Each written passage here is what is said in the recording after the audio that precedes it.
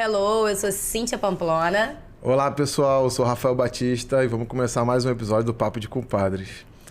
Hoje com meu amigo pessoal, Pedro, empresário que eu admiro. E, pô, o cara já fez de tudo. O cara é do ramo da tecnologia, ele já foi cover dos Backstreet Boys, hein, meninas? Segunda coisa. Muita gente vai reconhecer, mas o cara é fera na tecnologia. Hoje ele comanda a Parcelex, uma empresa que está crescendo muito e tem muita história para contar para a gente aqui. Obrigado pela presença, é um prazer ter você com a gente. Eu que agradeço, gente. Obrigado. Rafael aí, amigo aí que a vida me deu. Ficamos até muito amigos, né? É verdade, verdade. Bastante amigos. Quando a gente tem muita coisa em comum, a gente se aproxima. Ainda é botafoguense igual eu sou. Então... Isso aí foi, acho que, o grande empreendedor botafoguense é mais do que o empreendimento em si. Ah, eu li que você, uma das coisas que você mais gosta é ir no jogo do Botafogo. Sim. Meu avô era botafoguense. Isso gera muito estresse no meu casamento.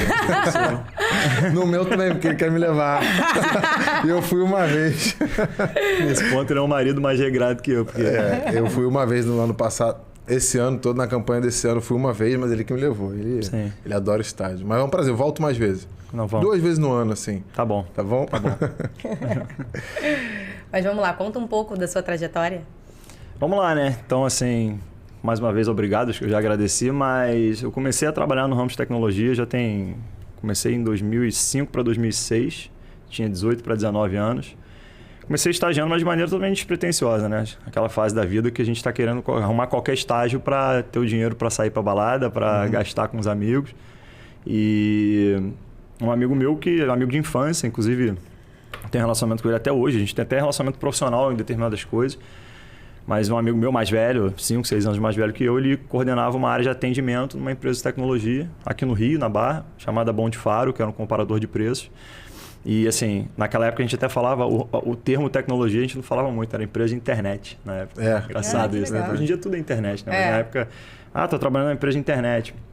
E assim, eu sempre fui um cara muito assim, envolvido com tecnologia em geral. Sempre gostei muito de computador, sempre fui um cara... Era até muito viciado, assim, para determinadas coisas. Sempre fui aquele cara meio que à frente, assim, quando era jovem, sabia qual era o melhor player de música, onde você tinha que baixar a música no lugar tal. Pro bom e pro ruim, né, assim, essas coisas. Baixar o nerd da escola, tirava dúvida de computador. Não, nunca fui nerd, não, mas era safo. Nunca fui do seu nível daquele cara... O nerd é aquele cara que sabia consertar computador, não era o meu caso, não. Mas, assim, de maneira despretensiosa mesmo, fazia faculdade de publicidade na Veiga e... Foi isso. Ele, cara, tô precisando de alguém lá para me ajudar na área de atendimento a atender o cliente. E eu sempre fui uma pessoa, enfim, assim, despojada, sempre articulada. Falei, vamos embora, o que eu tenho que fazer? Escrever bem e saber atender cliente. Falei, pô, beleza. Você respondia tipo um chat? Isso, chat e e-mail. Vamos embora, estágio, né? Pô, fiquei amarradão. Salário de estagiário, pô, não ganhava nada. Aí você vai ganhar um saláriozinho de estagiário com, pô, vale-refeição. Então eu já lembro ganhando VR, top, né? Ganhando valezinho de refeição e tal, com cartãozinho. Eu lembro que eu fiquei todo feliz de fazer a minha senha do banco, a primeira. Todo mundo passou por isso, Todo mundo bota a blusa social, saiu orgulhosão de casa, né? Pô, agora já posso casar, sair de casa e tudo. Mas demorava 2 horas para ir, 2 horas para voltar. Morava na Tijuca, vinha de 234, era um ônibus que vinha por aqui pelo Alto da Boa Vista. Aí, da Tijuca. Você morava onde na Tijuca? Morava no Largo da Segunda-feira. Tá. Eu morava perto da Praça dos Cavalinhos. Ah, sim. Aquele aniversário que a gente foi lá. Pô, no meu aniversário que eu fiz na Tijuca foi lá. Foi no prédio da minha mãe. Então. Depois eu casei e morei em um outro lugar na Tijuca. Ele tava lá. Peraí. Ele foi no meu prédio. Ele foi onde tá morando sua mãe. Lá na sim, Bom Pastor. na minha casa. Isso. Tem aquela igreja do lado, bonito, né? Bonito, é bem bonito aquele prédio. Mas aí comecei a estagiar. Eu acho que assim, a grande chave de tudo que eu vou contar para vocês, inclusive, foram os relacionamentos que eu cultivei ao longo dessa minha jornada ali, enquanto eu estava trabalhando nessas empresas, porque são amigos que eu trago até hoje. Meu sócio, hoje na operação da Parcelex, um dos meus sócios, que também foi meu sócio no meu primeiro empreendimento bem sucedido, também conheci ele nesse meu primeiro estágio, né? Então, assim, dali eu fui cultivando relações. O meu investidor hoje, e também sócio, era meu chefe nessa época. Então, assim, isso é uma chave que Nessa época que você... Do estágio? Eu comecei a estagiar. Né? Legal. São pessoas que a gente cultivou uma relação de amizade, mas também profissional, que eu acho que é a chave que eu dou para todo mundo. Assim, não existe fórmula para empreender. Você pode... ter várias, cada um tem a sua característica, o seu negócio, mas relacionamento é a chave de qualquer coisa para você conseguir evoluir. Então, dali no Bom de Faro, que era essa empresa, eu fiquei por mais 2 ou 3 anos, saí dali para uma outra empresa também de internet, na época, agora de tecnologia, e fui fazendo carreira no segmento de tecnologia em geral, né? Então, Como funcionário, né? Nunca empreendendo. Estagiário, foi trabalhando na sempre CLT. como funcionário, trabalhando na CLT. Mas acho que o ponto-chave aqui para a gente falar das minhas experiências como empreendedor foram, acho que esses relacionamentos que eu fui criando, e não só entre amigos e pessoas que empreenderam comigo, mas até a relação de cliente. Porque da área de atendimento eu fui trabalhar com a área de marketing, e da área de marketing eu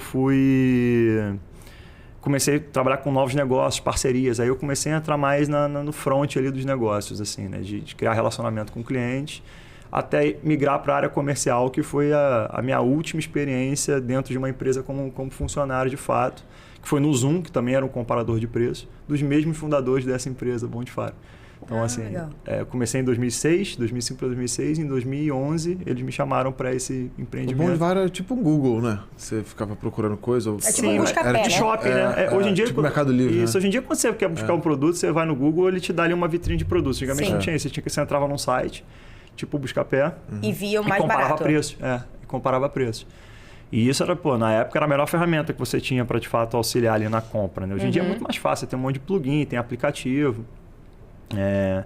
Então, nessa experiência no Zoom, também com meus ex-chefes, que viraram meus chefes novamente, trabalhei por 5 anos, comecei o projeto do zero com eles. Ali, para mim, foi meio que uma incubadora de empreendimentos, assim, da minha vida como empreendedor, porque eu tinha muita relação com eles, então aprendi muito com empreendedores que hoje são assim, grandes referências no mercado de tecnologia. Depois a gente pode até falar um pouquinho deles aqui. E nesses 5 anos eu comecei uma equipe do zero, né? Uma empresa que também faturava zero. Quando eles me chamaram, o projeto estava em beta. E eu com 2010, eu tinha 23 anos. Cara, explica pra galera que tá ouvindo aí. Projeto em projeto beta. em beta. Em beta, para quem está falando, é um projeto que ainda não foi lançado oficialmente, né? Ele é como se fosse um produto que está em teste. Né? Você lança numa versão beta, que é o que a gente fala na tecnologia. Sim. Né? Já coisa de versão beta para testar. Tipo, tinha até jogo que saía em versão beta. Exatamente. O beta normalmente assim às vezes quando você baixa um aplicativo que está em versão beta, às vezes o lançamento dele é restringido a só algumas pessoas. Então o site ele estava em beta na época, a gente não fez nada para lançar o site, enfim, para divulgar o site em grande escala, era vamos agora botar o site no ar e vamos começar a testar algumas coisas.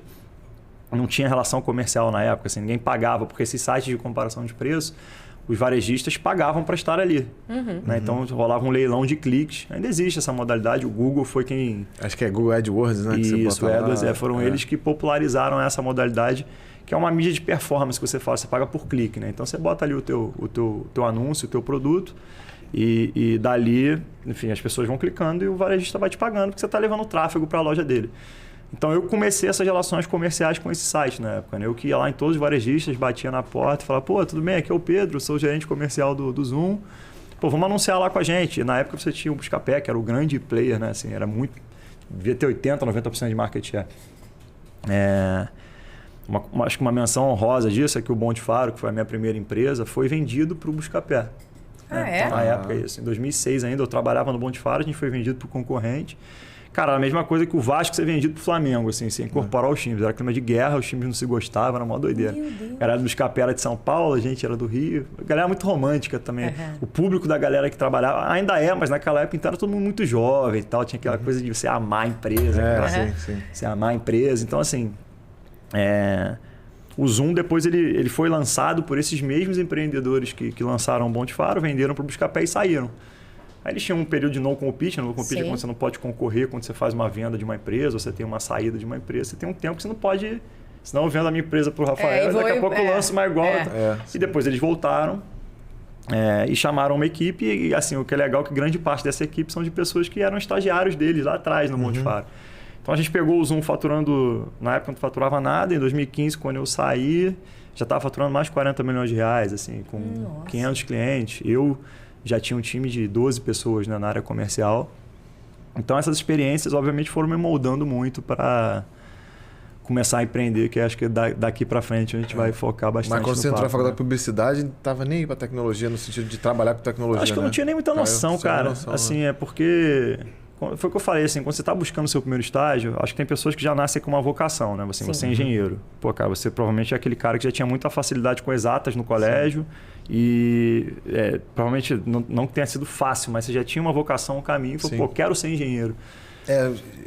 Fazer um funilzinho, né? Isso, Tinha poucas opções. Quem gosta de matemática e física, engenharia, ou matemática ou física, mas fica ali circulando, não foge muito. Já assim, que a galera de humanas e principalmente os publicitários não fiquem muito chateados, mas quem eu conheço que faz comunicação, normalmente são poucos aqueles, pô, quero ser jornalista, quero ser publicitário, assim, é um pouco mais, o escopo é um pouco mais amplo, né? Igual a administração, né? Você conhece a administração, você tem um cara que é bom de marketing, um cara que se especializou no financeiro, se especializou em contabilidade, então assim, no meu caso, especificamente, eu não tinha muito essa pretensão de trabalhar no mercado de tecnologia. Foi algo que, para mim, foi uma sorte, assim, de ter um amigo que me jogou. Então, até a minha primeira experiência foi através de uma amizade que era meu amigo de infância. Sim, né? sim. Legal. Sim. Bacana. E aí você vai até gerente, você falou, né? Eu vou até gerente, isso. Isso é que ano? 2015. E quando você decide sair de lá? Foi um momento difícil, assim, porque... a gente pode falar disso depois, mas eu tenho muita vocação para música e era uma época que... A gente sabe, pô. Isso aí, ó. Você já foi no teu show, com certeza na Tijuca. Você já me apresentou como um Backstreet Boy, né? Esse aí nas festas de casamento e tal, dos amigos comuns, a gente domina a pista. Mas é que não é? É verdade. Só os passinhos, né? Só passinho. Mas... 2015 foi um ano que... assim, até hoje me marcou muito, porque foi quando eu comecei a questionar, de repente, pelo fato de eu ter ascendido tão rápido na minha carreira, estar numa situação muito confortável, assim, financeiramente falando, eu estava muito bem para a idade que eu tinha, para o carro que eu tinha, e ao mesmo tempo eu comecei a me questionar se eu comecei a entrar naquela fase da vida que, assim, acho que vai se aproximando dos 30, todo mundo tem um pouquinho disso, né? E eu já estava meio que, pô, será que eu estou na coisa certa? Minha vida está passando, eu não estava tão feliz. Obviamente, acho que até pelo tempo que eu estava na empresa, a minha relação ela foi degradando um pouquinho com algumas pessoas que estavam ali no time, principalmente o meu chefe direto, que é um cara que é meu amigo pessoal até hoje, mas aí começou a não bater. Sim, a relação trabalho ali, né? Isso. Normalmente as pessoas que elas fazem, elas procuram outro emprego. Acho que na minha cabeça virou uma chave de que o que eu estava buscando não era outro emprego, era outra carreira. E eu comecei a produzir música eletrônica, aí eu entrei muito numa neura de, pô, cara, aí eu comecei a virei DJ, comecei a tocar em várias festas. Mas você lá trabalhando ainda? Trabalhando ainda. Aí fazer em paralelo virou DJ? Isso, virei DJ. Minha vida é muito caótica, vocês vão ver aqui. Essa história é boa. Virei DJ. Final de semana, assim, quase um touchdown pra virar DJ. Cara, já abri show pra Valesca Popozudas, foi o auge da minha carreira. Muito bom. Muito bom. E foi um maior showzão, assim, a galera interagiu. Imagino. Ainda mais na época, pô. Ela tava super bombada. Não, mas o showzão foi o meu, pô. Tá. E assim, aí eu comecei a entrar numa de questionar o que eu queria fazer. Falei, pô, acho que eu vou estudar música eletrônica, vou ser DJ. Pô, é uma profissão. Até porque tava super na moda na época ser DJ de música eletrônica. Claro que é o Alok aí pra dizer aí, David Guetta, os caras todos, sim. E não deixa de ser um empreendimento também, né? Você tá por conta própria. Com certeza. Cara, DJ, ele é DJ, mas ele é empresário, ele é empreendedor. Mega empresário. E normalmente o DJ, pro caminho que eu tava seguindo, que era de produzir música, era uma coisa que você faz sozinho, você depende de você. Você faz a sua música, você faz a sua agenda de show. Sim. Enfim, entrei nesse loop e comecei a ficar sendo sugado por essa ideia. Minha produção caiu muito no trabalho, então assim, minha produtividade ficou muito ruim. Eu reconheço isso hoje. Então assim, foi uma coisa que a empresa, acho que também não reconheceu algumas coisas na época do meu trabalho, eu também foi meio que... desgastou a relação, né? Você estava procurando outra coisa. E saí. Negociei lá uma saída e cada um foi para um lado. E eu falei, pô, beleza, vou para a Europa estudar música eletrônica. Isso era em dezembro. Quando eu fui ver, a faculdade só abria a turma em setembro do outro ano. E eu falei, cara, eu não posso gastar meu FGTS inteiro, senão eu não consigo nem ir para a Europa estudar música eletrônica. E comprei um carro e falei, vou dirigir Uber. Assim, até eu... Mas eu também não estava nem tão certo de ir para Mas o Uber estava começando, assim, tava começando a bombar na época. Tava na época do Uber Black, né? E dava um retorno legal. Não tinha essa quantidade de motoristas que tem hoje em dia, não. Era bem tinha mais gente no Uber Black que tava ganhando muito bem. Sim. Então, quando eu comecei a sondar isso, eu lembro que eu entrava no Uber, era a época que o Uber tinha balinha, ar-condicionado, hoje em dia.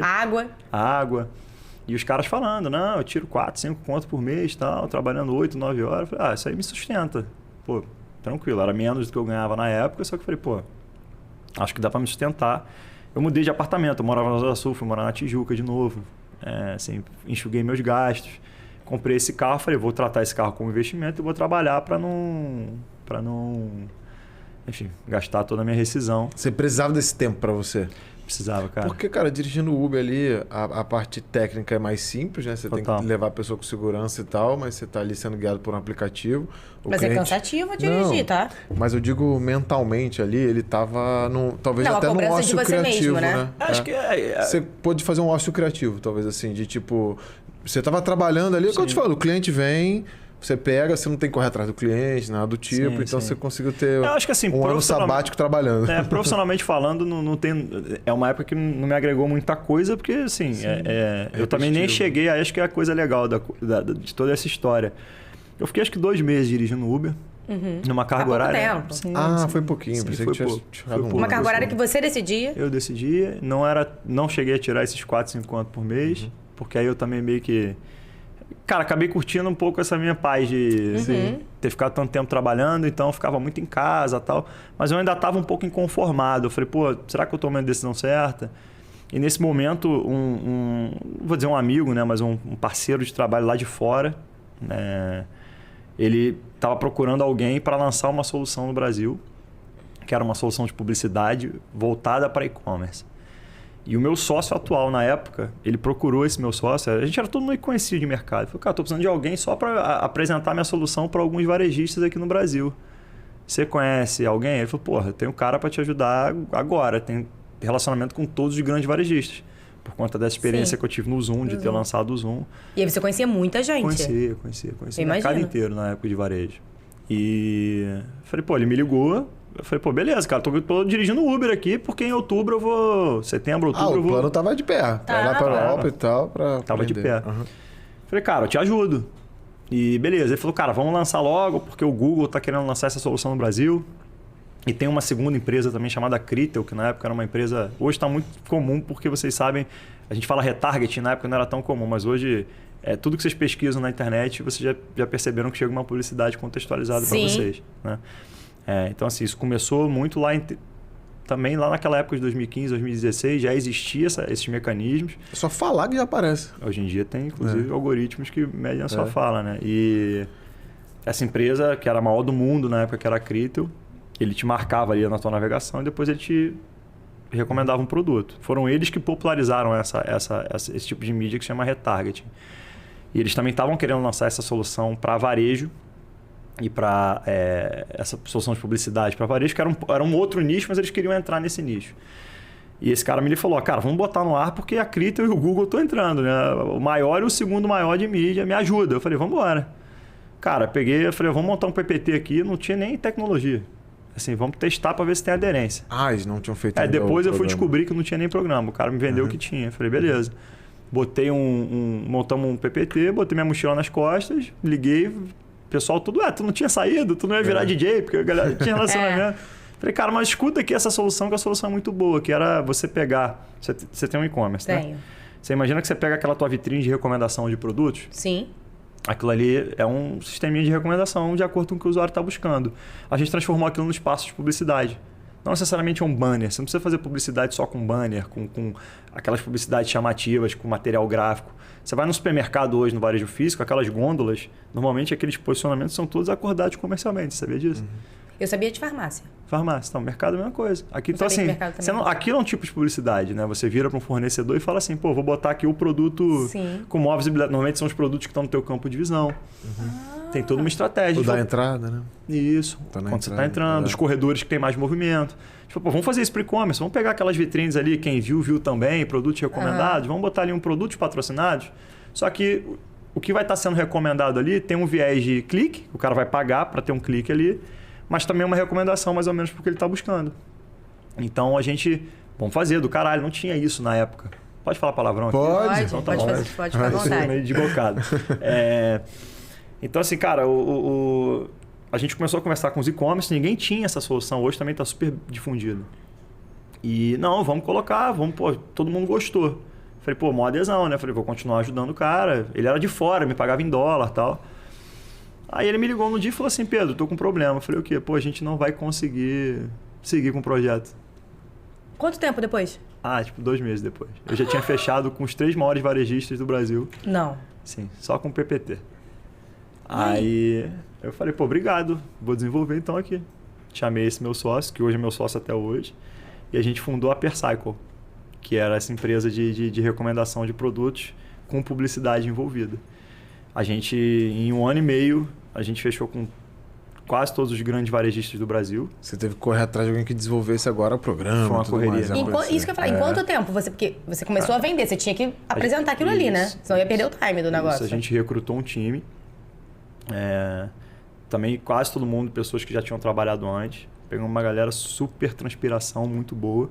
Falou, galera, a gente tem 1 mês para colocar isso no ar, porque senão a gente vai perder os contratos. Aí fomos hoje, que é meu sócio novamente, meu antigo patrão, que empregou a gente lá atrás, em 2006. E falamos assim, pessoal, a gente está precisando de dinheiro para contratar gente, porque eu já estou com os contratos fechados, mas eu não tenho a tecnologia. E ele falou, quanto é que vocês precisam? Ele assinou um cheque para a gente. Foi um investimento anjo, né? Então, assim, não foi um ticket muito alto, mas que garantiu a gente ter ali 5, 6 pessoas trabalhando. Em 1 mês a gente desenvolveu a solução e botamos a solução no ar. Pô, ele acreditava em vocês, real. Muito. Inclusive... Mas a ideia era boa também, né? Sim. Foi até engraçado quando eu fui pedir esse cheque, ele virou pra mim e falou assim, cara, mas tu ainda quer ser DJ? Se tu ainda quiser ser DJ, eu não vou te dar esse cheque, não. Eu falei, cara, eu acho que eu tô desistindo de ser DJ de novo, eu acho que eu tô querendo voltar pro mercado. Então, eu senti que pra mim ali, o meu problema não era simplesmente, assim, estar no mercado de trabalho. Meu problema acho que era um pouco mais profundo. Acho que eu senti que era uma pessoa que gostava de ter autonomia. Então, eu me vi empreendendo e falei, meu problema não é trabalhar com tecnologia.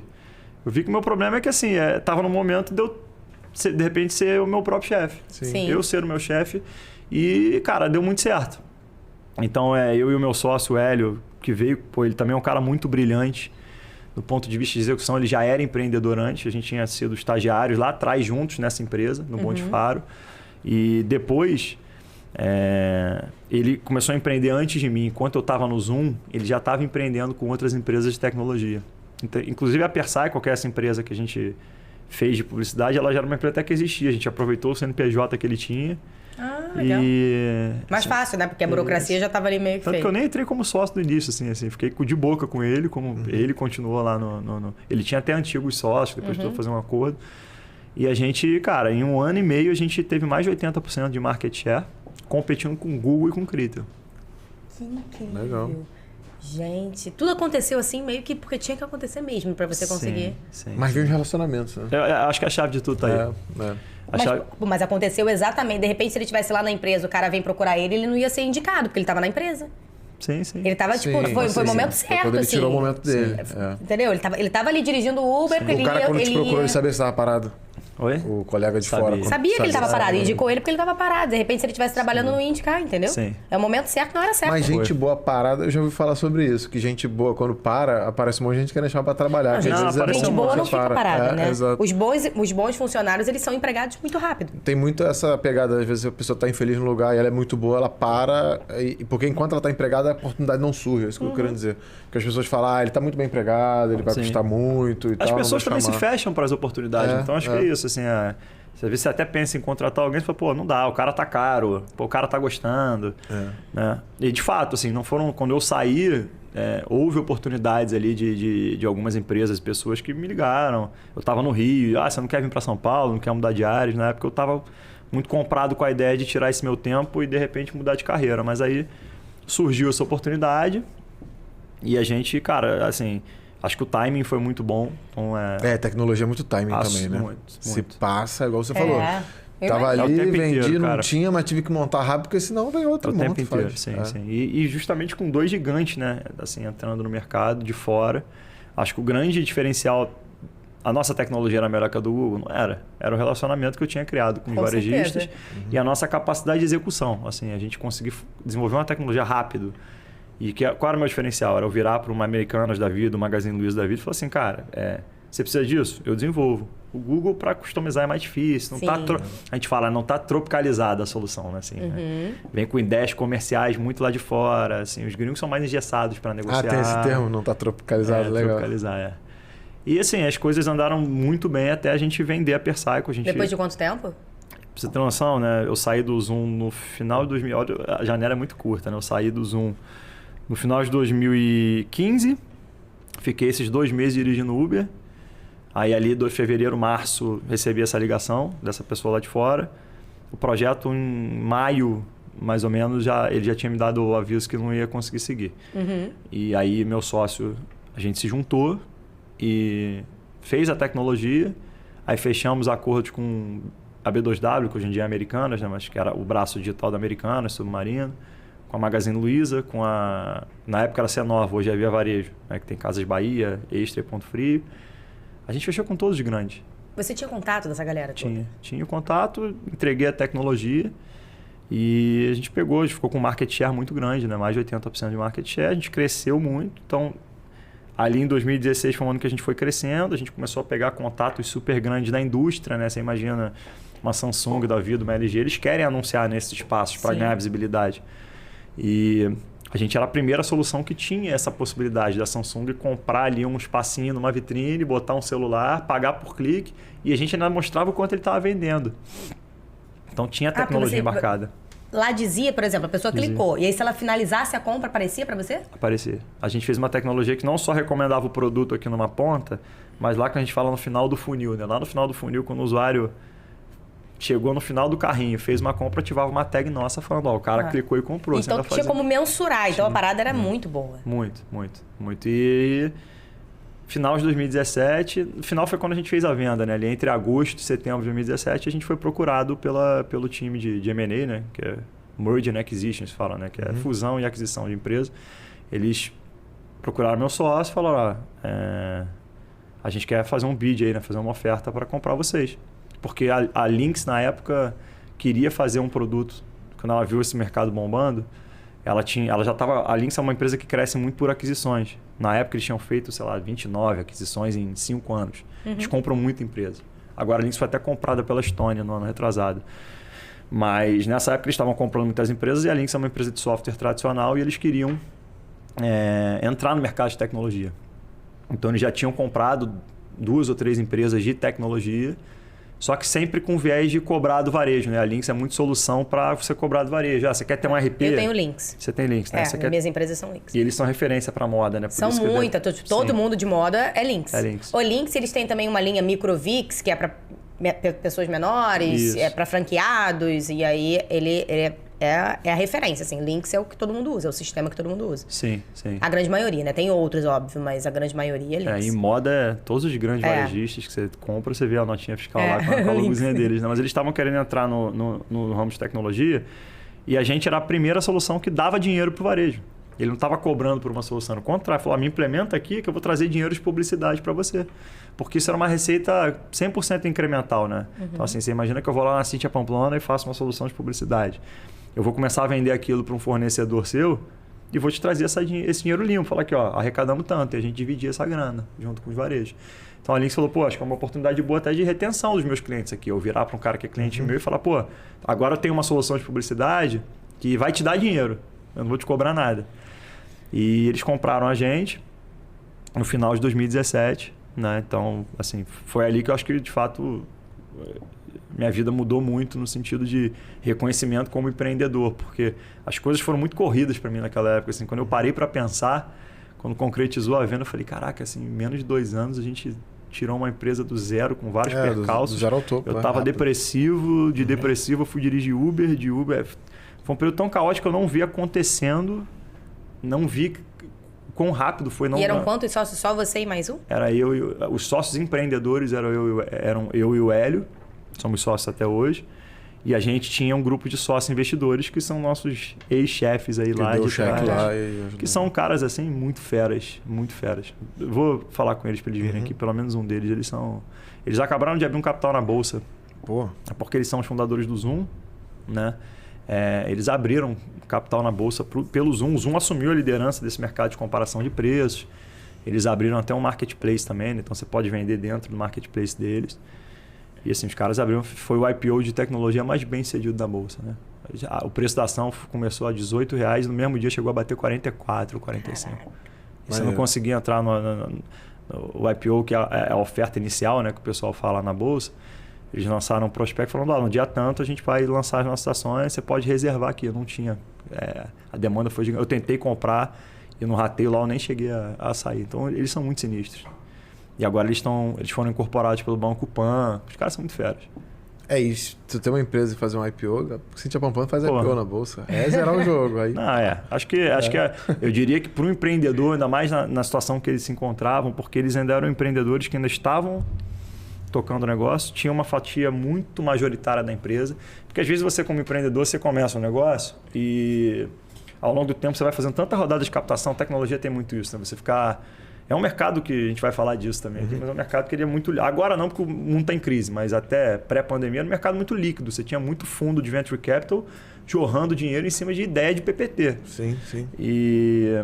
Era uma época muito boa de arrecadar dinheiro, né? Você tinha o PowerPoint mesmo, ainda não tinha nada. Isso aí. Se a ideia era boa.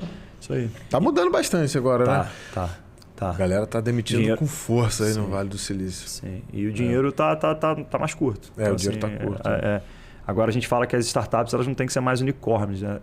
Elas têm que ser camelos. Elas têm que saber sobreviver o deserto. Curti é verdade. Então nesse momento agora com a Parcelex que a gente vai falar também. Porque o nome unicórnio também, né? É um negócio que não existe, né? Sim, tipo assim, é verdade. Camelo fica mais apropriado. Até pro mundo que a gente tá vivendo. É isso. Mas como é que funciona isso? Quando foi comprada a empresa, você para de trabalhar lá? Não, você continua. Deve ter algum contrato, porque a equipe ali é importantíssima. Foi aí que eu te conheço. Porque você tá em São Paulo, né? Tô em São Paulo. Porque você tem que trabalhar um tempo com eles. Isso, exatamente. Porque quando você faz uma venda de uma empresa, né? Acho que a primeira disputa é o seguinte: é quanto o cara quer pagar e quanto você quer vender. Normalmente o empreendedor sempre joga o preço mais para cima e quem está comprando bota o preço para baixo. Caro para quem compra e pouco para quem vende. Isso. Né? Aí você tem que chegar no meio termo. Né? E esse meio termo normalmente ele é decidido de uma maneira. Aí varia muito de o quanto aquela empresa realmente vale, o quanto ela fatura. A Persaca não dava lucro na época, ela foi comprada dando prejuízo, mas ela tinha muito... Como é o que acontece com grande parte das empresas de tecnologia nos primeiros 3, 4 anos. E também, assim, não sei se era o caso, mas se não vendesse também, não sabia nem se daria para tocar mais, que às vezes o dinheiro vai... A gente estava numa rodada de captação na época. A gente tinha feito só uma rodada de investimento com investidores anjos, pessoas físicas ali botando dinheiro. E nessa época que a gente recebeu esse contato da Lynx, a gente também estava buscando um fundo para continuar aportando na empresa para a gente continuar crescendo. A empresa na época estava faturando 8 milhões de reais ano. Não é tão desprezível, mas também não é um valor absurdo para uma empresa de tecnologia. Só que era muito promissora, porque por conta dessa questão da gente ter quase todo o mercado junto com a gente. E a gente projetava crescer 4, 5 vezes, né, no ano seguinte. Então, quando eles querem comprar uma empresa, normalmente primeira coisa, tem que reter o empreendedor. Não adianta nada você botar dinheiro, senão todo mundo vai embora. É lógico. Né? Por isso que eu perguntei. E o segundo instrumento, que normalmente, aí assim, não tem regra para isso, normalmente você tem o que eles chamam de earn-out, né? Que é você paga um valor ali à vista e você paga uma outra parte nesses earn-outs, que é um valor que normalmente está atrelado a algum tipo de meta. Tem uma performance associada. Sim, eu quero comprar a tua empresa. Quanto é que você quer vender? Você vai falar, eu quero vender por 50 milhões. Pô, só pago 20. Aí fica aquela negociação, normalmente alguém sai da mesa, aí você liga de novo, fala, peraí, tem um meio termo. Só fala assim, seguinte, eu quero comprar a tua empresa. Você diz que ela vale 50, eu quero pagar 20. Fala o seguinte, eu te pago 20 aqui agora. E os outros 30 a gente vai fatiar isso aí em meta. Você vai me provar que ela vale 50. Se você bater a meta, você vai ganhando. Isso. É que normalmente quando você faz um valuation de empresa, ainda mais naquela época, você fazia uma avaliação do quanto a empresa vale em cima do faturamento. Sim. E normalmente é um múltiplo, né, que você define. Sim. Então, se a empresa vale 10 milhões, naquela época o número mágico era de 3 a 4 vezes o valor do faturamento anual. Então, vale 10 milhões, então tu fatura 10 milhões, então essa empresa está valendo 30 a 40 milhões. Né?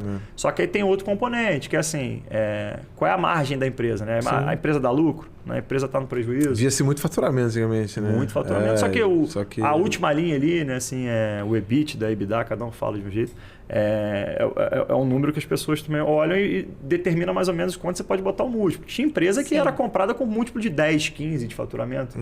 Então, assim, na época, a gente negociou um múltiplo muito semelhante com o que tinha de mercado, num acordo que era fatiado parte à vista e parte na performance. Né? Na performance ali com um tempo de permanência de 3 anos na empresa, fatiado em 3 anos esse earn-out. Né? Então você ia botando metas de faturamento.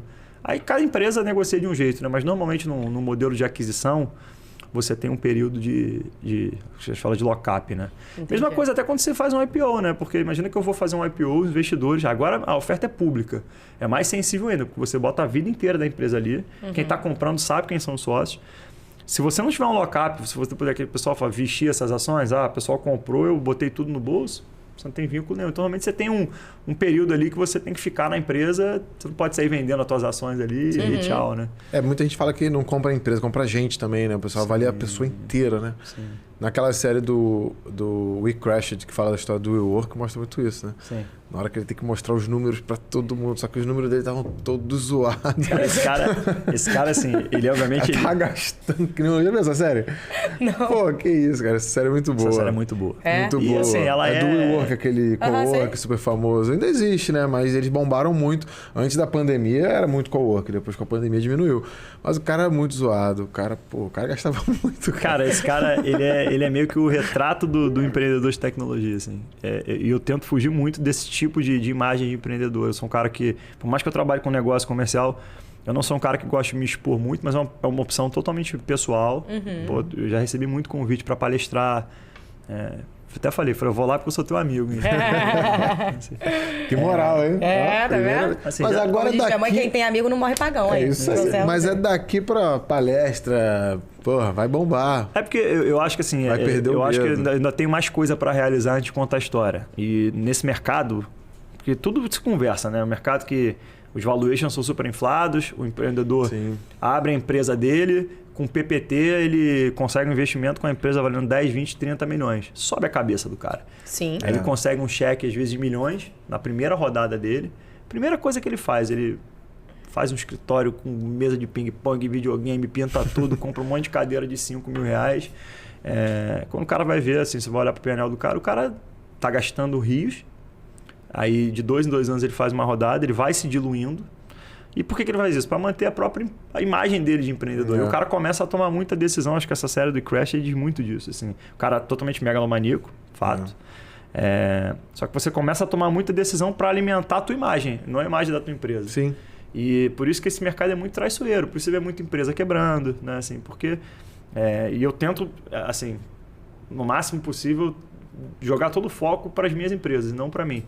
Muito por uma questão pessoal, não gosto de expor determinadas coisas, mas tem empreendedor que às vezes o cara com um PPT sem ter realizado nada, ele está dando palestra no Vale do Silício. Tem casos desses, inclusive famosos, não vou citar nomes aqui, mas de gente que dizia que tinha negócio bem sucedido, que tinha empresa investida pelo Google, quando na verdade era gente que foi fazer um estágio no Google, já volta aqui fazendo palestra, cria um nome e não tem um negócio. Que loucura. Isso ajuda muito pela rede existe? social, né? A rede social também ajuda isso. Total, né? total. O cara se vende bem ali, né? Total.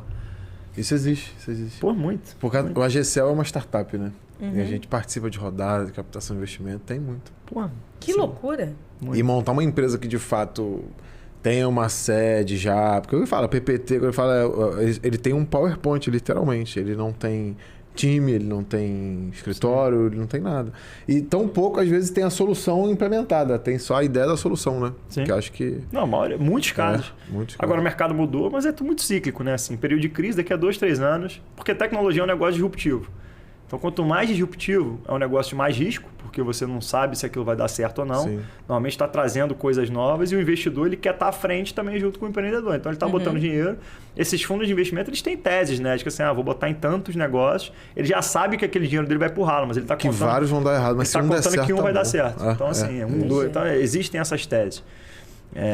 E no mercado de tecnologias que aí acaba que tudo acaba se conversando, né? Porque é um empreendedor que vê o negócio dele valendo milhões muito cedo e dali ele começa a tomar muitas decisões baseadas no próprio ego, né? Cara, esse mercado de tecnologia é uma loucura. Muito. Mas tá mudando. Porque tá totalmente fora da minha casinha. Eu tô aqui viajando, né? Deu uma quebrada. Tanto é que agora se noticia muito, né? Eu sigo um cara num perfil legal, eu sou o Matt e tal. Ele posta o dia a dia lá do Vale do Silício. Demissão em massa. Sim. Muita gente largou a empresa grande para trabalhar em startup, para ganhar 10 vezes mais, recebeu isso por 3, 4 meses, acabou a empresa. Então, assim... É muito instável. Foi super... Igual deu lá na... É uma bolha. Estourou a bolha agora. Sim. E aí vão ficar... Aí é normal, tudo que começa acontece isso. Agora as coisas começam a se ajeitar. Agora os fortes sobrevivem, né? Aí começa o camelo, né? É o resiliente. É o cara que vai passar o deserto ali e... O unicórnio cai. Unicórnio... Essa vida muito colorida das startups de Vale do Silício. Aqui no Brasil você tem... Nos Estados Unidos é bizarro. Os caras viram celebridade, de fato. Sim, Esse cara do Work, o Adam, né? O cara aparecia em várias... ia programas de TV direto, assim. O cara virou uma celebridade. Sim. porque ele pegou um mercado, né, mercado de real estate normal, você alugar a sala, enfim, o cara criou um mercado gigantesco de coworking, mas assim, jorrando dinheiro, prometendo mundos e fundos para os investidores e não via, a receita não vinha. O cara gastava muito. Mas tem uma série muito boa que é o contrário disso, que é o Som na Faixa do Spotify. Do Spotify, né? Que aí mostra os suecos que queriam desafiar o Vale do Silício com uma tecnologia bizarra. E aí eles montam uma empresa super estruturadinha. Tem porque a galera da tecnologia trabalha lá de 10 da manhã até 2 da manhã. Então você cria um ambiente assim que chega hambúrguer e pizza toda hora, o cara brinca de carrinho de controle remoto, às vezes para dar uma quebrada, tem um ping-pong e tudo mais, mas você vê a diferença, a seriedade da empresa. Tipo assim, os caras estão focados em entregar um produto com muita qualidade. Era zero especulação, pô. Os caras fazendo a tecnologia do Spotify, é maneiro assistir, né? Tipo, como eles se dedicam àquilo ali. Tem muita empresa de tecnologia animal. Não, mas aí tem a brincadeirinha do ping-pong, mas não é igual tava o WeWork, que mostra na série. São extremos, né? São extremos. E acho que a gente, aí, eu e meu sócio, eu aprendi muito com o meu sócio nesse sentido, porque eu não tinha essa experiência de empreendedorismo. E ele é um cara que tem muito essa cabeça de execução, né? Assim, e a gente sempre foi aquela startup que começa no fundo da garagem, quando angaria recurso, é o mínimo possível para você conseguir executar, porque quanto mais dinheiro eu levantar, menos capital eu perco da minha empresa, né? Menos participação, na verdade, eu perco. Né? Mais participação eu perco da minha empresa. Então, o número perfeito é difícil, né? Quanto você vai dar da porcentagem da sua empresa, o equity da sua empresa, com o valor que você vai pegar. Até porque no início você não tem nada, você não sabe qual é o valuation dela e tal, você fica naquele equilíbrio. Acho que a minha dica para empreendedor é isso, assim, cara, começa fazendo o básico. Faz a roda começar a girar. Se possível com dinheiro próprio, você acha? Se possível com dinheiro próprio, mas mais difícil. É muito difícil você... Tem gente que, obviamente, tem gente que é afortunada de ter um pai, de ter uma família, né? Dentro ali do empreendimento que consegue fazer um investimento familiar para tirar o negócio do chão.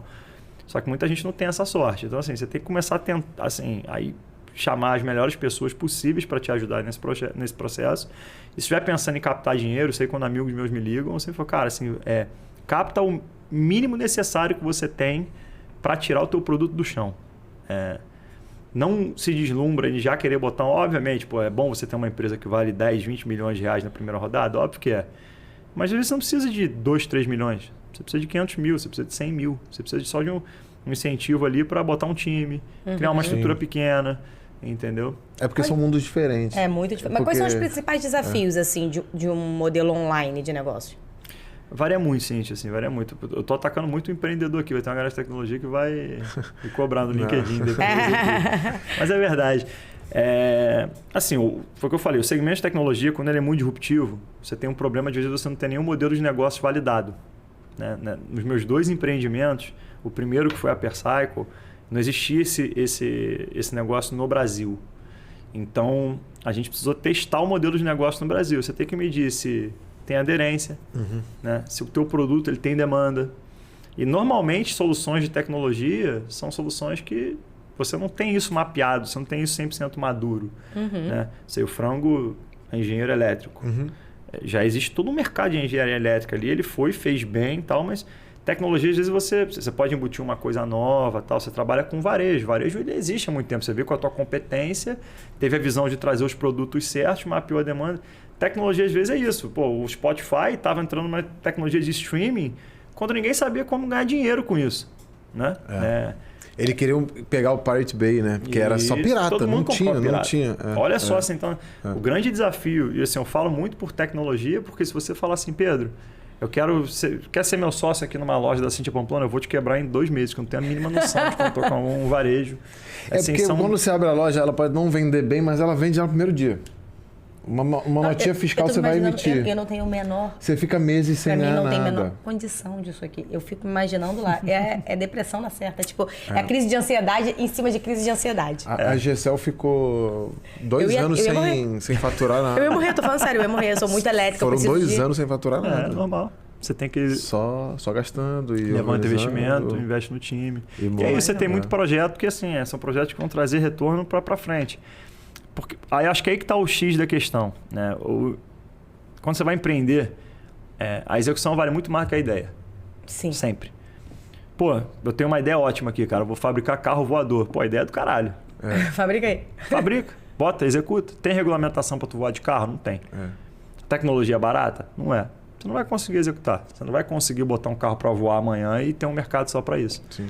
Então, assim, a execução, para mim, é onde, obviamente, você tem que ter uma boa ideia. Sim. Mas ela não necessariamente precisa ser disruptiva, não necessariamente ela precisa ser, mágica. Né? Você tem que mapear o mercado. O mais difícil é você ter a ideia. Não necessariamente ela precisa ser sensacional. Mas é onde que você entra, você sai da Percycle, fica um tempo e monta a Parcelex, com o mesmo time lá da época do estágio. E é o que você falou, você não inventou a roda, né? Não. Você transformou algo para que funcionasse. Você pensou na execução da coisa, né? Tipo, que nem a... não, é uma ideia boa, mas que é executável, né? Isso, que nem a Percycle, que tinha um mercado lá fora e no Brasil não estava testado. Né? A Parcelex foi justamente agora a gente entra na Parcelex, né? Que foi... Eu fiquei na Lynx por um momento e negociei minha saída. Entrei numa empresa de 3 mil pessoas, capital aberto, ainda de um segmento. Você ficou quanto tempo na Lynx? Eu fiquei 1 ano na Lynx, dos 3 que eu tinha que ficar. Eu negociei minha saída. Após a venda? Após a venda, fiquei 1 ano. Foi quando eu conheci o Rafael.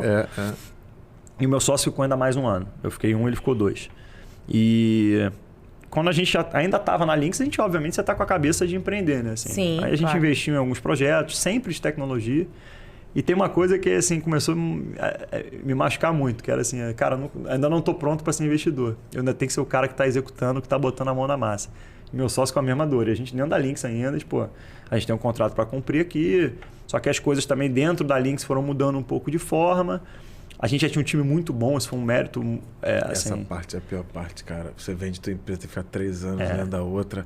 E a gente está acostumado a organizar chefe, né, cara? as coisas. Imagina assim. Vou ter chefe. Você negociou sua saída? Eles iam expulsar a Cíntia. Eu nunca tive chefe, né? Não, já tive chefe, já estagiei. Quanto que você ia ganhar por 3 anos? Eu falei, filha, eu te pago o dobro.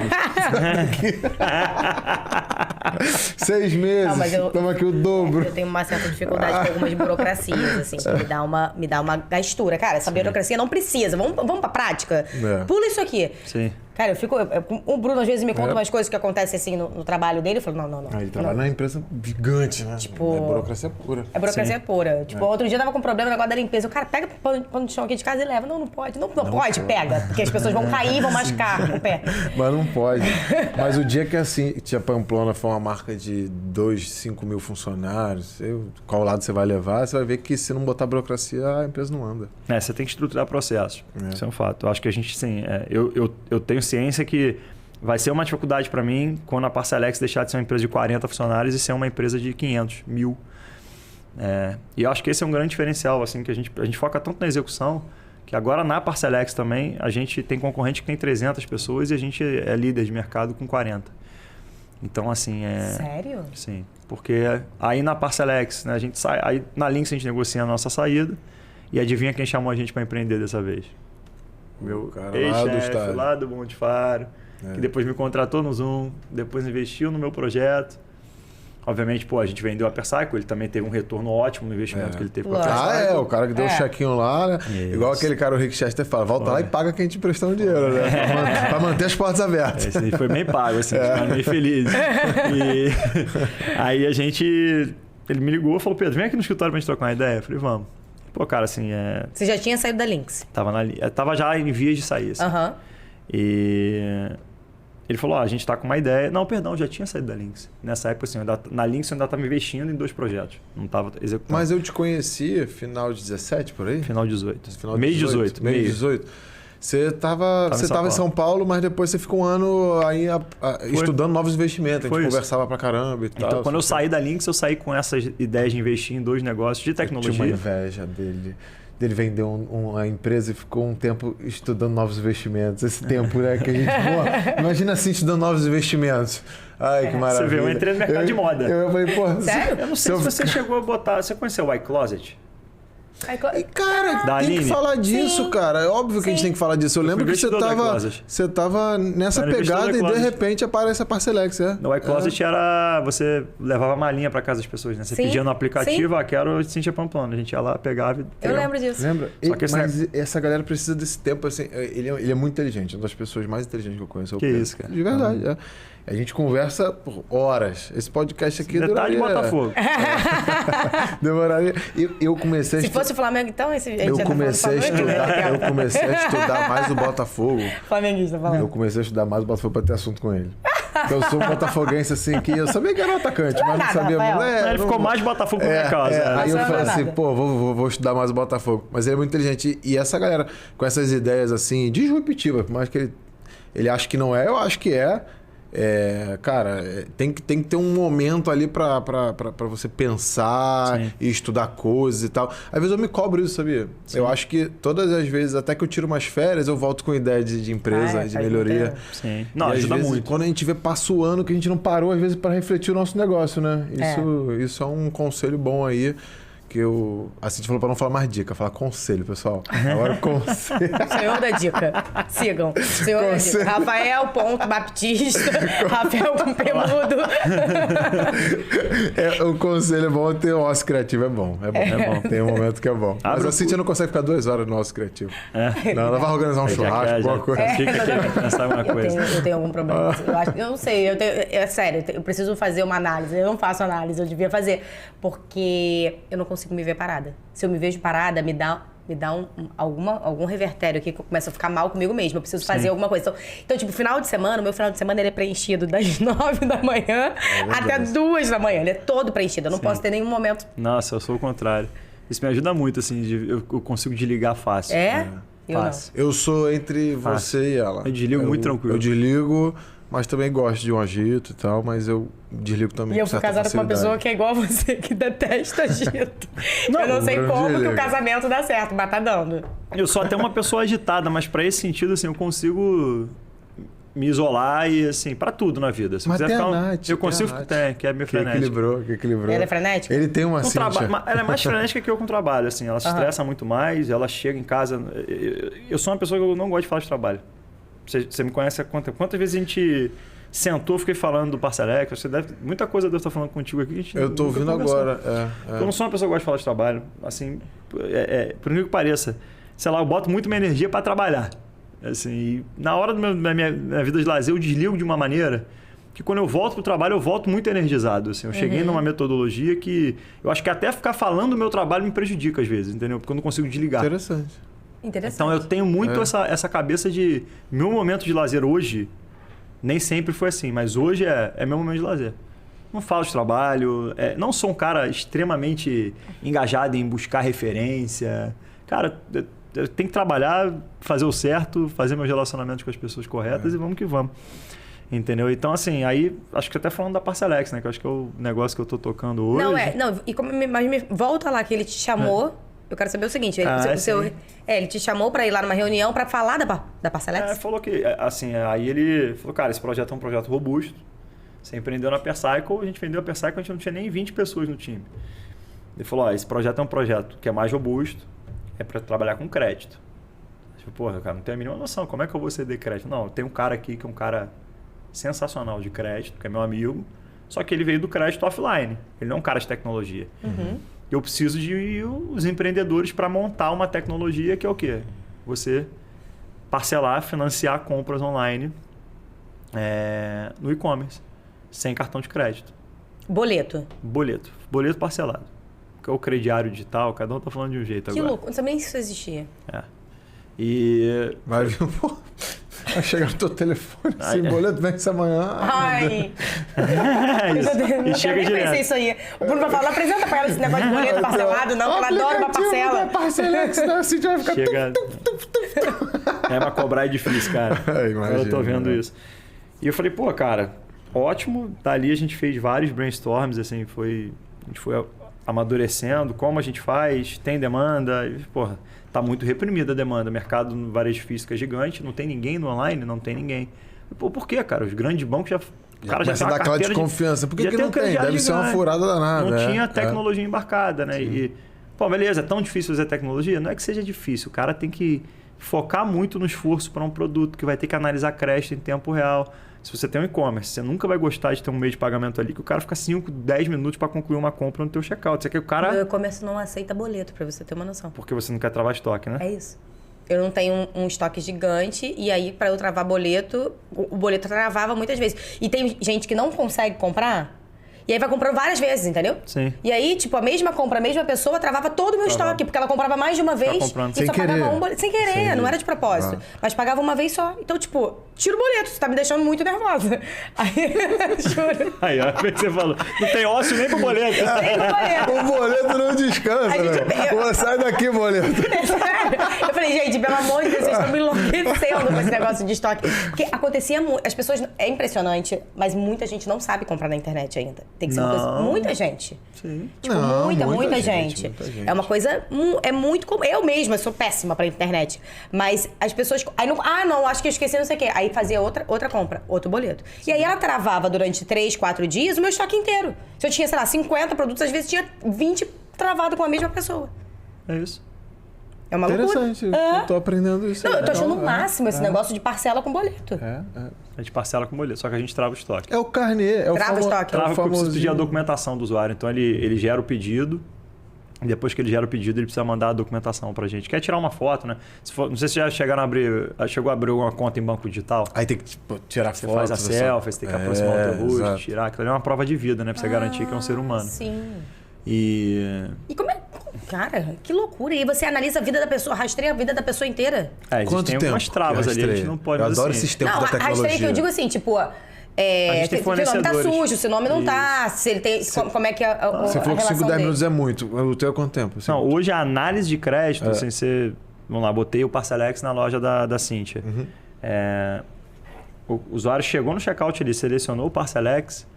Quando ele clica no botãozinho, 5 segundos eu digo se ele já tem crédito ou não. Aí, que legal, cara. Porque aí eu bato nos birôs de crédito, você tem, 5 sei lá, segundos, BVE, meu. você tem o Serasa, né? Serasa é o Sim. maior hoje birô de crédito. E ele já tem várias soluções de crédito. Se você bate no Serasa, ele já te dá... Só que não Cara, é só mais isso. rápido do que você comprar na loja. É, sim.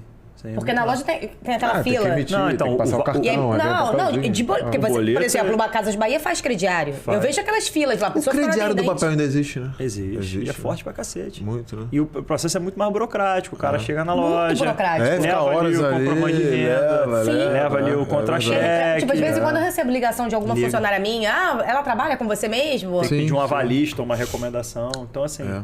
a gente falou, cara, como é que a gente transforma esse processo online? Só que não é só bater no Serasa da vida. A gente bate em vários fornecedores, porque tem fraude pra caramba. E-commerce tem muita fraude, né? A gente também tenta enriquecer ao máximo a informação daquele usuário sem ficar pedindo informação. Porque eu podia pedir 500 informações do cara ali pra saber quem ele é, mas Mas ele o vai propósito é o demorar. negócio ser- O propósito é rápido, é ser fluido. Sim. Então, esse meu chefe me chamou e a gente... Cara, beleza, acho que a gente sabe mais ou menos como fazer. Vamos botar a mão na massa. O Hélio já estava na 5 Lynx. segundos é legal. Os caras do Som na Faixa do Spotify, ele queria que... Parece que é 200 milissegundos para ser instantâneo pro homem, Sim. pro ser humano. Então, assim, qualquer coisa que demora 200 milissegundos para você é Instantâneo. instantâneo. E aí ele tava com 400 milissegundos quando chegou o software que já era, tipo, bizarro de rápido. Aí o cara faz assim, ó. Não, tá ruim. Cara, mas ir para 200 milissegundos vai dobrar a velocidade, Sim, né? sim. Aí ele falou assim, não quero saber. Aí a técnica que eles... Eu vou dar um spoiler aqui. A técnica Sim. eles perdem um pouco. Eles aceitam perder um pouco da qualidade da música Para chegar mais rápido. para chegar mais rápido. Só que isso é imperceptível. Carrega em menos tempo, O né? cara Porque do o software arquivo... dele, por isso que ele tá falando que eu gostaria de ver um pouco, porque eu acho isso muito legal. Tipo, de você. Aí vai vir um cara muito inteligente que teve que jogar um ping-pong pra ter essa ideia.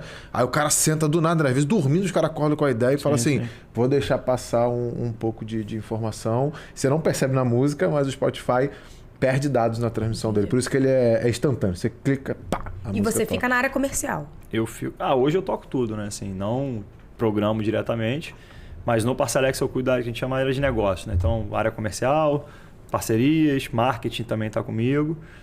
Mas assim, hoje eu participo de tudo, né? Não, Discussões porque de você produto. na área comercial, tu é o gênio. Tu conhece todo mundo. Não, também não é assim. É, não. o cara conhece todo mundo. Ele já veio, olha de onde ele... Cara, amigo desde do dono 2000. da Casa e Vídeo, porra, vai fazer um churrasco aqui, toma Parcelex. Amanhã eu vou sair com o fulano lá da loja americana. Mas é engraçado que muda muito, né? Assim, as pessoas saem muito de lugar. Né? É, Assim, porque muitas- essa empresa não muitas tem pessoas dono, né? isso. Tem um diretor, alguma Muitas coisa. pessoas que eu tinha relacionamento em determinadas empresas, hoje eu não tenho. Assim, tem varejistas que eu não entrei.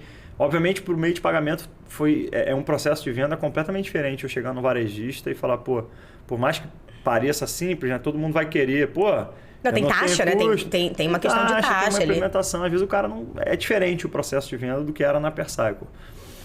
Sim, porque vai ter uns juros ali associado ao pagamento, às vezes o varejista não quer. É que nem quando você tal. passa no cartão. A gente não recebe o valor que você passou, a gente paga uma taxa, é óbvio. Tem que ter um... A gente vai, ele implementa aquele meio de pagamento, mas eu vou pagar uma taxa pro meio de pagamento. E a Cíntia, que é bem menor que um ponto frio, ela interessa a Parcelex, por exemplo? É também cliente? Depende muito do ticket médio, né? Eu das acho que linhas tem que ser valores maiores, né? maiores. A gente... O meu ticket médio não é alto para ter Parcelex. a gente está hoje cada vez mais voltados em financiar segmentos de tickets assim, acima de R$1.800, né, o médio, mas a gente chega a financiar até 15 mil, depende Deve ter muito muito eletrodoméstico, né? Tem muito. Celular é absurdo. É normal, o celular tem 60% no mínimo do tráfego aí de vendas de um e-commerce, porque todo mundo quer trocar o celular, né? E parcela. Você tem mais celular que pessoa no Brasil já, né? E se a pessoa não paga você, o nome dela vai para a SPC. Se ela não pagar, ela vai para o SPC. Vai. Mas, assim, também não é de uma hora para outra, né? Sim, você liga. Não, claro, tem negocia, todo o processo normal, né? Isso. De acordo com Isso. as regras. Você tem a tecnologia para analisar o crédito, você tem que criar toda uma interface para ele conseguir fazer aquela compra. Então, ele vai lá, seleciona, analisei o crédito, estou aprovado, vou selecionar o meu parcelamento. A gente deixa ele escolher se ele quer pagar uma entrada ou não. O negócio é bem fluido, é bem bacana.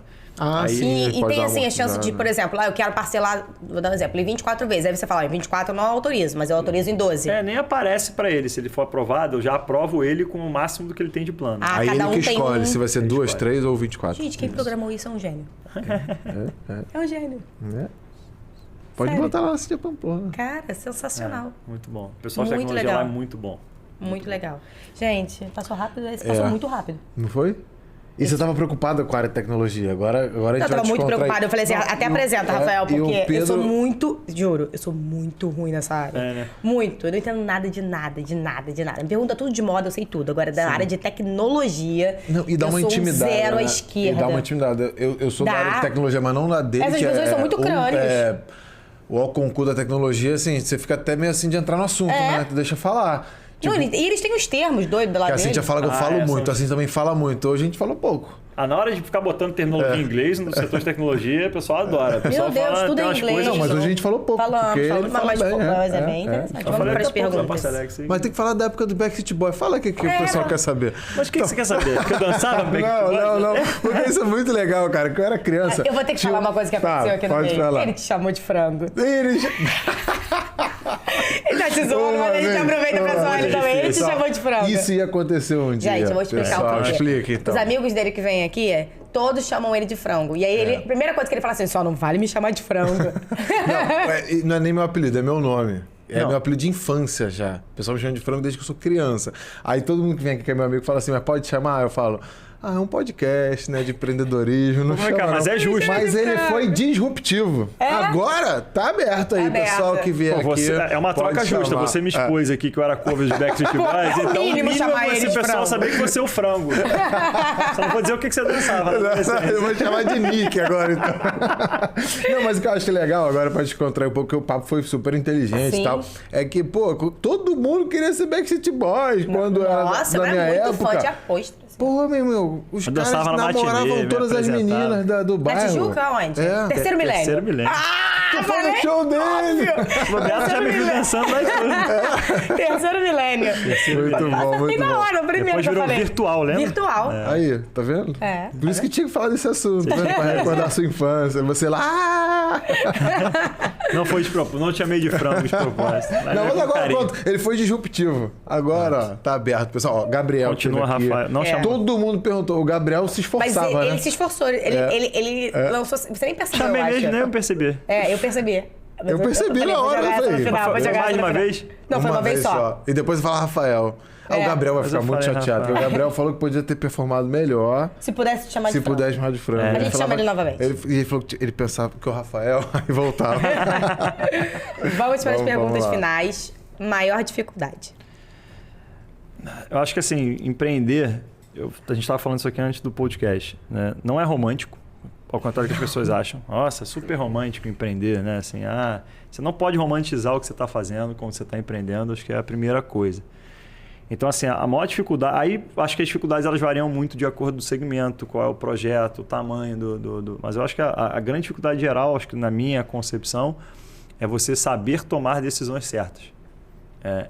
E você erra muito, às vezes você quebra o negócio por decisões que você toma, porque às vezes são impensadas. né? Então, assim, a grande dificuldade, eu acho que de empreender, na minha concepção, é estar sempre... você nunca vai acertar. Mas a maior dificuldade para mim é ter essa responsabilidade de tomar a decisão certa. E rápido, né? E tem que ser às vezes você exige que você não tenha tempo para pensar. E tomar errado e voltar rápido, consertar rápido. Porque tomar errado, toma direto. Mas você falou um assunto muito legal do ego.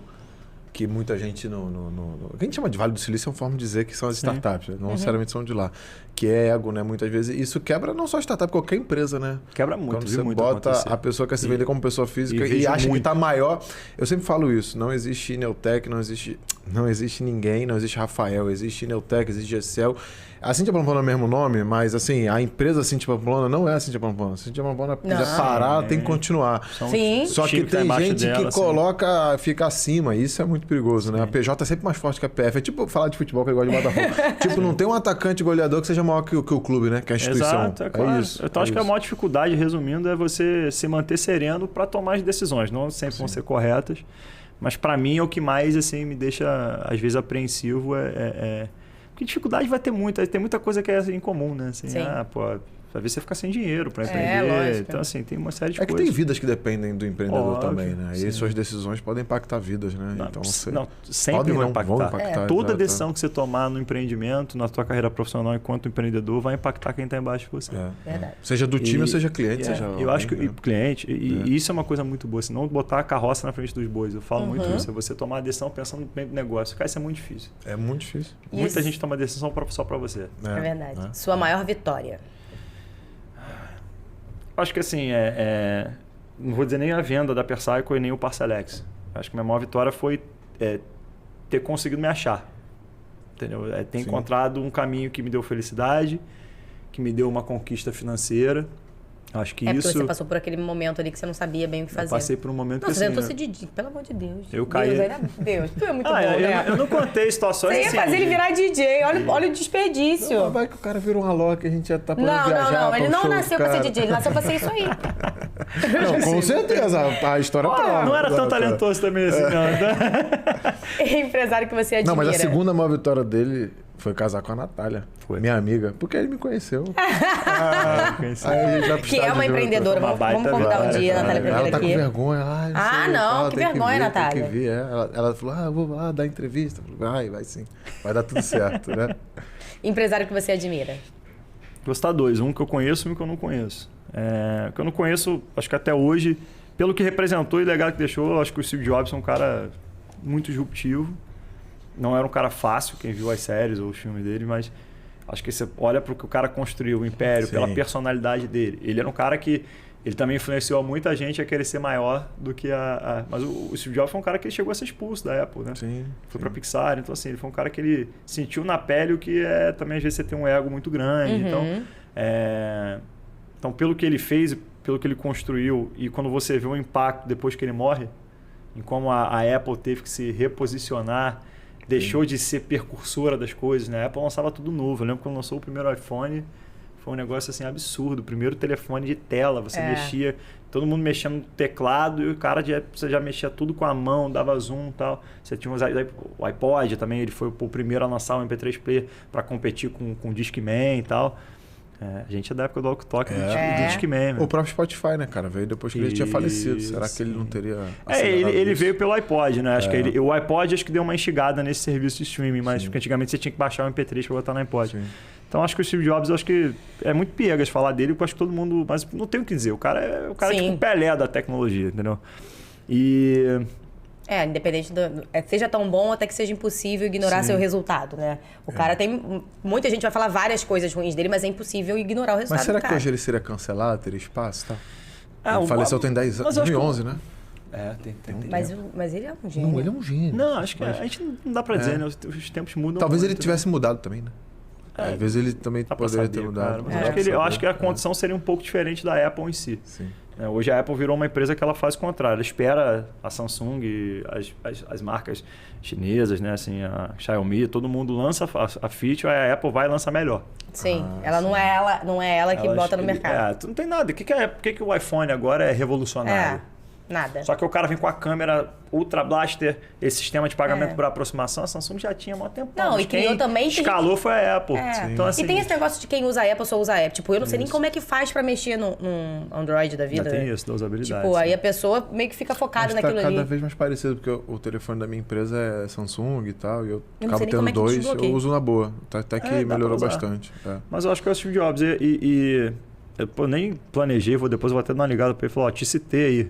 Que é Steve esse... Jobs? Não. Não, Só se eu for médico. Porque eu falei 2 empresários. Ele falou 2. Eu falei 2. Esse cara que é meu sócio, Guilherme Pacheco, assim, ele é um cara que tudo que ele vai conquistando, eu olho e falo, pô, eu já falei isso pra ele no aniversário dele agora, esse ano. Porque ele foi o cara que, quando eu comecei lá em 2006, ele era um dos sócios do Monte Faro. Ele vendeu o Monte Faro. Aí depois que ele vendeu o Monte Faro, ele abriu o Zoom. Ele teve outros negócios também, tô meio que resumindo. Mas aí, pô, o cara conduz o Zoom ali de uma empresa do zero até abrir um IPO ali em 2019. Sim. Ah, ele é o cara do IPO. Ele é o cara do IPO. E toda a minha carreira, eu fui estagiário dele. Depois, em 2011, ele me chama para ser o cara do comercial dele. Aí eu cresci junto com ele ali, sendo o gerente comercial lá no Zoom. Saí para a Percycle, chamei o cara, falei, pô, investe em mim. Ele foi, investiu. E depois ele me chama e fala, pô, vamos abrir o Parcelex. Não tinha esse nome Parcelex, né? Assim. Sim. Na época eu não gostava desse nome Parcelex. O nome é muito ainda. bom, eu acho. Hoje em dia eu gosto. E ele é um cara muito disruptivo. Não só muito inteligente, sabe de tudo. Bota a mão nas coisas e você sabe que o cara... Se ele sentar aqui, é bizarro. O cara é muito bom. Muito bom. Chama ele. Vou falar com ele. Chama ele, vamos ver se ele vem. Ok. Foi? Acabou Ótimo. as perguntas rápidas. Passou rápido mesmo. Passou muito rápido, já tem mais de uma... Quanto tempo temos? Que horas são? 1h10 já. Bom podcast, foi bom. Muito Passou diferente muito de rápido. tudo Muito que a gente já diferente de gravou. tudo que a gente gravou. Exatamente. Eu tava muito legal. tensa. Sério? Tava, porque é um assunto que eu não, tipo... Você e... Até, não, o cara de futebol eu nem... Eu falei até pouco do qual o nome dele? Parcelex, eu queria... O Fábio Azevedo vai estrear. o Fábio Azevedo. Não, já estreou, né? Exato. Mas eu... Porque quando tiver saindo esse aqui, já estreou dele. Já estreou. E o Fábio Azevedo, o Bruno ainda me deu mais aula. Agora, meu marido também não entende nada de tecnologia, então ele falou, isso aí eu não posso te ajudar, não. Mas eu acho que chega um ponto cumpre esse propósito, você falou de falar bastante, né? Sim. Eu falei pra caramba. Cara, mas foi muito legal. Foi muito foi legal, foi divertido. É. Pô, muito bom, cara. Obrigado por ter vindo. Eu que agradeço. Você é um cara que eu admiro bastante, de verdade. É recíproco. E de verdade mesmo. A sua paz interior. Você é bem calmo. Isso aí, eu trabalho bastante isso. Então, assim, tô ali entre vocês dois, né? Não consigo ser espoleta igual a Cíntia. E você é um cara que traz paz pro ambiente. Isso é muito Às vezes legal. eu tenho meus estresses, assim. Às vezes lá na Parcelex, o couro come lá. Então Isso é normal, isso é normal. Mas normalmente que é muito calmo, na hora que dá o estresse, o negócio vai... Eu tô essa pessoa. Mas time que não... Não é briga a palavra. Time que não discute e tal, não ganha jogo, né? Então tem que ter mesmo. Dentro da empresa tem que ter essas discussões. A gente não falou disso aqui, acho que pra fechar, assim, quando tem conforto, tá errado. Exato. Tem que estar desconfortável, tem que instigar. Sim. Tem que, obviamente, quando você errar, você tem que apontar o dedo e dizer que tá errado. Não tem esse negócio não. Quando meu sócio fala que eu tô errado, às vezes você retruca, mas depois você bafa, pô, errei. Eu tô errada mesmo, é isso. Errei, É saber reconhecer o erro. Pô, errei, pô. E é muito bom trabalhar com quem reconhece erro, né? Por exemplo, você vai montando um time muito forte. Quem reconhece erro é muito forte. Eu tenho essa sorte, assim. O meu sócio, o time que tá lá também, o pessoal é muito fera. Boa. Foi incrível. Que agradeço. Sigam a gente, curtam. Sigam a gente, agora eu tô acertando, né? papo.decompadres. Sigam o Rafael Baptista. Rafael com PH, Rafael S. Baptista, Rafael com PH, Batista com P mudo. Ela adora me sacaneia, mas ela tá até roubando minha ideia. O meu Instagram Cíntia pessoal. Com C, TH, vai lá. O meu Instagram pessoal é Cíntia Pamplona. Cíntia com Y e TH. Muito obrigada, foi incrível. E deixa o Parcelex, Instagram, alguma coisa? Quer deixar alguma coisa? Parcelex. Site, alguma coisa? Site parcelex.com.br. Isso.